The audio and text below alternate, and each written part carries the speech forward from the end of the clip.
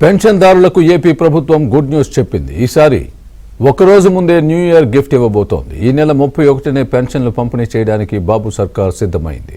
అయితే ఖజానా ఖాళీ అంటున్న ప్రభుత్వం నిధులు ఎలా సమీకరిస్తోంది?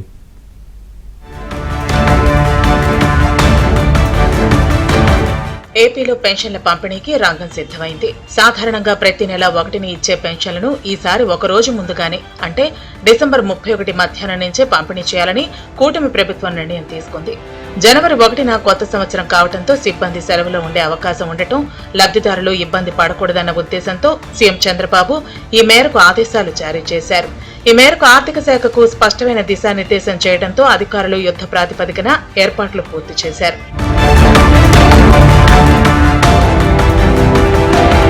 ఖజానా ఖాళీ అని పదే పదే చెబుతున్న కూటమి సర్కార్ ఈ భారీ మొత్తాన్ని సర్దుబాటు చేసేందుకు పక్కా ప్లాన్ అమలు చేస్తోంది. దీనికోసం రిజర్వ్ బ్యాంక్ ఆఫ్ ఇండియా ద్వారా సెక్యూరిటీ బాండ్ల వేలం నిర్వహించి సుమారు 4,000 కోట్ల రూపాయలను రుణంగా సేకరించింది. వేర్వేరు కాల పరిమితులతో నిర్వహించిన ఈ వేలం ద్వారా వచ్చిన నిధులు ఇప్పటికే రాష్ట్ర ఖజానాకు చేరాయి.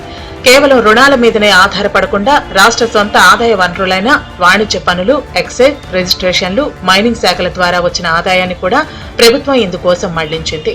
ఈ నిధులన్నింటినీ గ్రామ, వార్డు సచివాలయాలకు ప్రభుత్వం పంపించేసింది.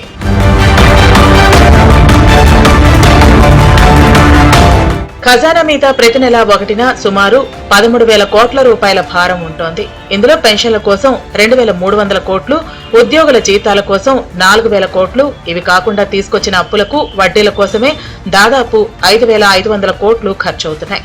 ఇక ప్రభుత్వ నిర్వహణ ఖర్చుల కింద 1,000 కోట్ల రూపాయలు కూడా ఖజానాలో ఉండాలి. ఇప్పటికే ప్రభుత్వం 2025-2026 ఆర్థిక సంవత్సరానికి సంబంధించి కేంద్రం మంజూరు చేసిన 70,000 కోట్ల రూపాయలు ఎఫ్ఆర్బిఎం పరిమితిని వాడేసింది.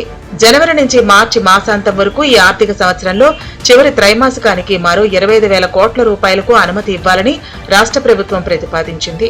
కేంద్రం అనుమతి ఇవ్వకపోయినప్పటికీ ఈ నెలలో మాత్రం 4,000 కోట్ల రూపాయల సెక్యూరిటీ బాండ్ల వేలం వేసి రుణం తెచ్చుకునేందుకు కేంద్రం అనుమతి ఇచ్చింది.